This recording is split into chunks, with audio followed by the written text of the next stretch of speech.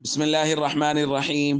عن سلمة بن الأكوع رضي الله تعالى عنه قال قال رسول الله صلى الله تعالى عليه وسلم من ضحى منكم فلا يصبحن بعد ثالثة وبقي في بيته منه شيء.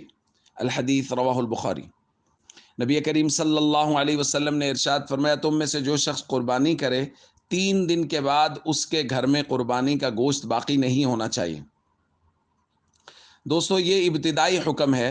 ایک روایت میں سیدہ عائشہ رضی اللہ تعالیٰ عنہ فرماتی ہیں، اس وقت میں لوگ قربانی کرنے والے بے حد کم تھے، تو اس وجہ سے تھوڑی قربانیاں ہوتی تھیں، تو حضور علیہ الصلوۃ والسلام نے یہ حکم دیا کہ لوگوں میں غذائی قلت ہے، اس وجہ سے 3 دن سے زیادہ قربانی کا گوشت گھر میں نہیں رکھ سکتے، 3 دن کے اندر اندر اس کو تقسیم کرنا ضروری ہے۔ دوسری روایت میں حضور علیہ الصلوۃ والسلام نے ارشاد فرمایا، کنت نہیتکم عن لحوم الاضاحی فوق 3۔ 3 دن سے زیادہ قربانی کا گوشت رکھنے سے میں تم کو منع کیا کرتا تھا، اور اس کی وجہ کیا تھی؟ لیتسع ذو الطول علی من لا طول له، کہ جو آدمی اس کے پاس مال کی گنجائش ہے وہ ان لوگوں پر وسعت کرے جن کے پاس قربانی کی گنجائش نہیں ہے۔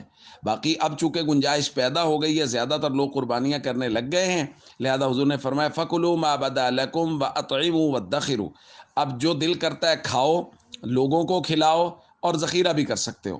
دوسری روایت میں بھی حضور نے فرمایا کلو وَأَطْعِمُوا وَادَّخِرُوا، خود کھاؤ، لوگوں کو کھلاؤ اور ذخیرہ کر سکتے ہو۔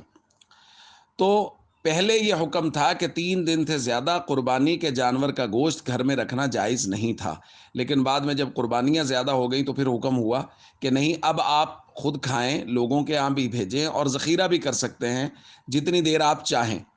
لیکن ہاں، اگر کسی جگہ لوگوں کو غذائی قلت کا سامنا ہے، کہ کسی جگہ کوئی علاقہ ایسا ہے کہ وہاں مثال کے طور پہ رہنے والے افراد 1000 اور قربانی کل لوگ جو کر رہے ہیں وہ 100 بھی نہیں ہیں، تو پھر ان 100 کو چاہیے کہ وہ 3 دن کے اندر اندر کوشش کریں۔